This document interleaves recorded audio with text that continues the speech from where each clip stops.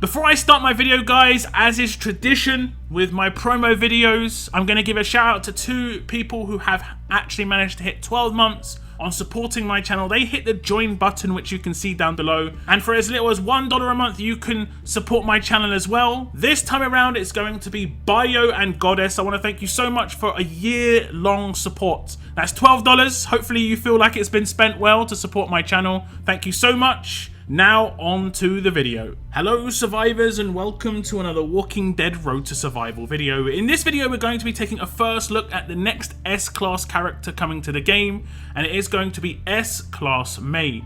As we can see on the right hand side, visually she isn't too over the top, pretty low key, just with the flowery shirt on, a nice pink backpack on her shoulder. But the weapon is one of the most amazing looking weapons I've ever seen in the game. It is a buzzsaw rolling pin. We'll get onto it later on, but it's giving me proper Dead Island feels. If you've ever played Dead Island, you know in that game you could upgrade your weapons just crazy levels. You could have a baseball bat, make it an electric flaming baseball bat, all this stuff. It's giving me the proper feels. But that is definitely the standout with her visuals. On the left hand side you can see her avatar here. This is going to be the first ever May character coming to the game.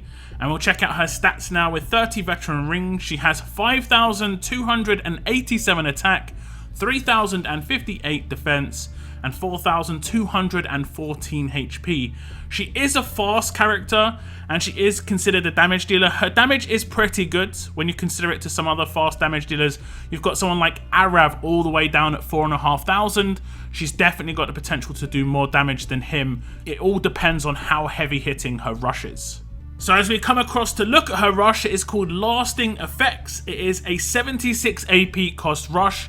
Deal 900% damage to up to 2 enemies. Those enemies get 100% heal reduction for 2 turns. Up to 2 enemies get minus 40 AP. Now, the breakdown here is going to be interesting because the damage here is going to be amplified. You can already see her specialist skill, but we'll get into that a little bit later. But that's a lot of damage output potential, and it's 2 random enemies. That can be an upside and a downside. This means that if there are 2 enemies left on different sides of the team, you're going to be able to take them both down potentially. But if one of them is a specialist skill that you don't necessarily want to hit, you could potentially hit them by mistake. This is always this sort of trade-off in these sort of situations. Those enemies getting 100% heal reduction for 2 turns is nice, and we'll see if that we can actually get that 100% heal reduction on characters even when we take them down. That is quite important because that would stop revives for 2 turns as well. Up to 2 enemies getting minus 40 AP is interesting because the wording and the way they've broken this up, it could potentially be 2 other enemies getting the minus 40 AP. It doesn't attach it to those enemies get 100% heal reduction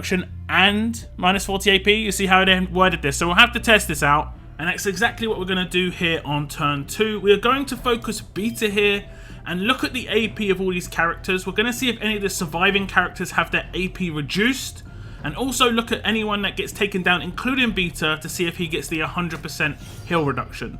The rush is going to come in, and it does look like it is not going to be doing AP down to the other characters or the 100% heal reduction to the characters that it's selected. So if you do take out characters, it's only a damage dealing rush by the looks of things. And this rush goes from being called Lasting Effects to no effects, which is a pretty disappointing in terms of what else that could bring. A 2-turn revive block and AP downing surviving characters. This could have been a very powerful rush. It just doesn't seem to be working as well as it potentially could have. But we'll see if this gets picked up elsewhere. Looking across to the active, normalize, defense down, and AP gain. It has an initial cooldown of 2, cooldown of 3, and number of uses 5. 1 enemy gets normalized for 2 turns. Up to 2 enemies get minus 50 defense for 2 turns. This character gains 35% AP. So obviously the normalize is great, but it is coming a little bit too late when it comes to coming up against teams with Lee in it. You'd still have to control Lee. Single target normalize is generally good against things like Payback and Bite. That's pretty much where you want to save it for. Or if you want to absolutely destroy an Outlast character like Tanya. The defense down is a massive bonus because it generally means the person who normalizes normalize is the person you want to take out and your defense downing them as well. It will go to some other random character as well, but it is actually a nice little bonus. The 35% AP is not really huge. That's going to give 27 AP to Mei here. She's going to have to make up 9 AP after doing a basic attack with a huge weapon and a huge lead. So she'll need at least 2 extra 8% weapons on a team when she is attacking. However, she is a fast character, so this is definitely a possibility. And of course, with the likes of Rick roaming around with that 8% weapon in his hands as a command, he's very important for attack teams and will work extremely well. So we are going to start the fight, and as you can see, I've got 2 8% weapons. Both Doc Stevens at the top and Rick have 8% weapons in their hands. I'm going to get the 14 AP. We're just going to pile up on Ivanova here, give her a lot of damage. And what should happen is, as long as Mei doesn't get targeted, we'll see if she can get a rush by doing her active, and it is exactly what can happen. She'll get a rush guaranteed with 2 8% weapons, and obviously doing the active, getting 35% AP, and the huge weapon in her hands, which I've upgraded to huge, and Ivanova as a huge leader. You could then command said character if you wanted, or have another damage dealer follow up on this normalize, and if you did take them out, it would be a guaranteed takedown on a character that had Outlast. And that is going to be quite important with Tanya now being a little bit more available in Battle Pass. Outlast is something that is very problematic to deal with. So is Payback, so is Bide. There are specialist skills out there that normalize. Well, that's why it was introduced, to deal with these things. And having, I think this is the first normalized character within the fast tree. Oh, actually, no, we do have AJ as well. So there are 2 normalized characters within fast now. This is a single target, kind of reminiscent of the Gentleman, but much more powerful because it has a lot more going on here. The defense down on top, massive bonus against any highly defensive character on a defense team. And this is where we come across to the specialist skill. I did touch on this a little bit when we were looking at the rush. It does amplify the damage potential of that rush from going from 2 takedowns, because it's 900% to 2, to going to 4 takedowns. We'll read through the description here. It says, when this specialist takes down an enemy with an attack or adrenaline rush, any excess damage is dealt to 1 adjacent target. But there was an update to how Waste Not works, where it's each takedown does this, not one of the takedowns, not one of the hits. So if you have a character that does a double hit, like this character has a double hit rush, if it takes down both characters with those separate hits, it will do adjacent damage twice. It could potentially do it to the same character twice, but we'll try and test it out. I'll try and get some footage of it doing it to 2 separate characters. So we're going to check out if it can actually hit multiple characters. So we hit the rush, and we do see 4 hits come out. It took out the characters, the top 3, and then it did a lot of Waste Not damage to Marcus here. Obviously, we'd finish off Marcus with other characters that we had following up.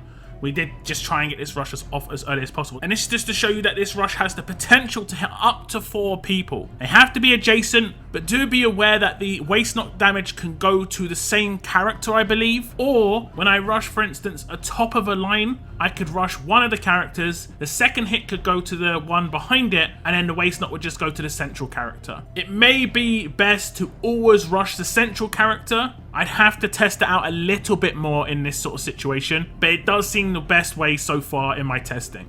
So Waste Not is a very fun and powerful specialist skill, and even more so since it has been updated. If you get any of those multi-hit rushing characters, the potential with Waste Not is amplified per takedown.